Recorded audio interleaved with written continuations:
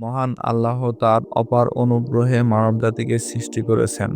তিনি তাদেরকে সুন্দর ও সর্বশ্রেষ্ঠ শরীরের অংশ দিয়ে সৃষ্টি করে ক্ষান্ত হননি, বরং তিনি তাদেরকে বিবেক ও বিবেচনার ক্ষেত্রে স্বাধীনতাও দিয়েছেন। জীবন বিধান অবতীর্ণ করে তিনি মানবজাতিকে আশরাফুল মাখলুকাতের মর্যাদায় সম্মানিত করেন। মানবজাতিকে হেদায়েতের লক্ষ্যে দুনিয়া ও আখিরাতে তাদের কল্যাণের সমর্থনে যুগে যুগে তিনি অসংখ্য নবী রাসূল পাঠান। দুনিয়ায় মহান প্রভুর নির্দেশ ও আদেশ পালন করে মানবজাতি যেন পরকালীন মুক্তি নিশ্চিত করতে পারে, এজন্য তিনি বিধান প্রতিষ্ঠা করেন। আল্লাহ পাক তারই নির্দেশ ও আদেশ পালনকারীকে সওয়াব দিবেন এবং নিষেধ অমান্যকারীকে আযাব বা শাস্তি দিবেন।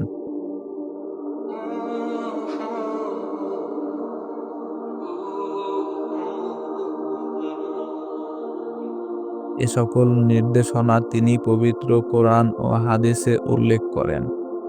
আল্লাহ পাক মানব জাতির সকল কর্মকাণ্ড লক্ষ্য করেন।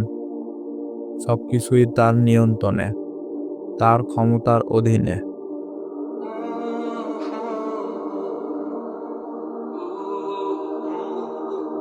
তিনি মানবজাতির সকল মানুষকে তারই ইবাদতের জন্যই সৃষ্টি করেছেন। তিনি কোরআন সুন্নাহয় এ কথা স্পষ্ট করে দিয়েছেন যে প্রত্যেক মানুষের হেফাজত ও আমলনামা সংরক্ষণের জন্য ফেরেশতা নিযুক্ত করে রেখেছেন। মানুষের সব কাজ ও কথা মহান আল্লাহ দুজন ফেরেশতা দ্বারা লিপিবদ্ধ করে রাখেন। মানুষ প্রকাশ্যে কিংবা গোপনে, ভালো কিংবা মন্দ, যা কিছু করে তার সবই লিখে রাখেন তারা। মহান আল্লাহ তাআলা প্রত্যেক মানুষের দুই কাঁধে এই দুজন সম্মানিত ফেরেশতা নিয়োজিত করেছেন। কোরআনে এ দুজন ফেরেশতাকে বলা হয়েছে কিরামান ও কাতিবিন, তথা সম্মানিত লেখকবৃন্দ। কিরামান অর্থ সম্মানিত, আর কাতিবিন অর্থ লেখকবৃন্দ। কিরামান কাতিবিন ইসলামী আরবি পরিভাষা। এ পরিভাষার দ্বারা মানুষের আমল লিপিবদ্ধ ও সংরক্ষণকারী দুজন ফেরেশতাকে বোঝায়।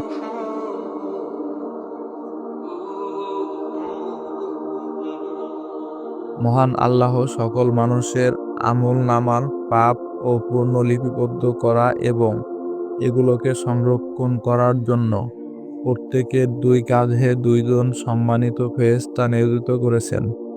সম্মানিত এ ফেরেশতাগণই হলেন কিরামান কাতিবিন। কতিপয় মুফাসসিরদের মতে কিরামান কাতিবিন ফেরেশতার একজন হলেন রাকিব, অপরজন হলেন আদিত। সকল বান্দাহর এক ডান কাঁধে অবস্থানকারী ফেরেশতা তাদের সকল প্রকার নেক কাজ লিপিবদ্ধ করেন, আর বাম কাঁধের ফেরেশতা বান্দাহর সকল পাপকে লিপিবদ্ধ করেন।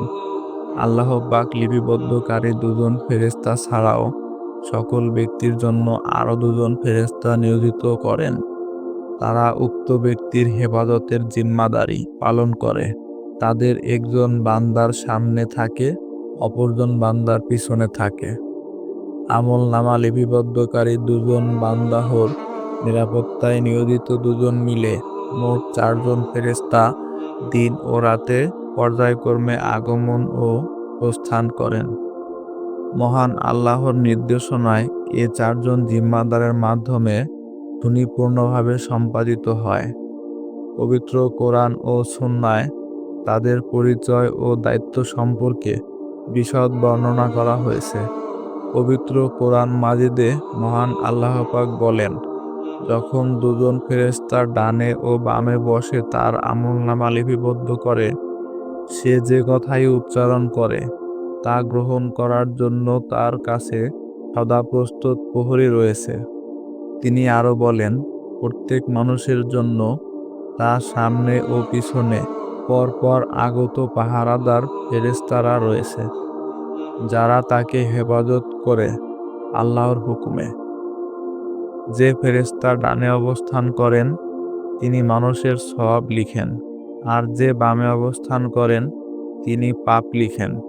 এর অর্থ ফেরেশতারা মানুষের সাথে সর্বদা অবস্থান করে। সুতরাং এটা প্রমাণিত যে একজন ব্যক্তিকে দিনে ও রাতে কমপক্ষে 4 জন করে ফেরেশতা পাহারা দেয়, যাদের 2 জন ডানে ও বামে মানুষের আমলনামা লিখে। অপর 2 জন মানুষের পিছনে ও সামনে থেকে পাহারা দিয়ে থাকে। আল্লাহ পাক বলেন, অবশ্যই তোমাদের উপর তত্ত্বাবধায়ক নিযুক্ত আছে। সম্মানিত আমল লেখকবৃন্দ, তারা জানে যা তোমরা করো। তিনি আরো বলেন, আমার কাছে রক্ষিত এই আমলনামা তোমাদের সম্পর্কে সত্য কথা বলবে। তোমরা যা করতে আমি তা লিপিবদ্ধ করতাম। তিনি আরো বলেন, তারা কি মনে করে যে আমি তাদের গোপন বিষয় ও গোপন পরামর্শ শুনি না? হ্যাঁ, শুনি। আমার ফেরেশতাগণ তাদের নিকটে থেকে লিপিবদ্ধ করে। তিনি আরো বলেন, নিশ্চয়ই আমার ফেরেশতারা লিখে রাখে তোমাদের ছলচাতুরি। তাই আসুন, আমরা সবাই হযরত মুহাম্মদ সাল্লাল্লাহু আলাইহি ওয়াসাল্লামের দেখানো পথ অনুসরণ করি। আমরা যদি সব ধরনের কাজ করার সময় চিন্তা করি মুনকার নাকির আমাদের সাথে আছে, আমরা কি করি সেটা দেখতেছে ও লিপিবদ্ধ করছে, তাহলে আমরা সকল খারাপ কাজ থেকে বেঁচে থাকতে পারব।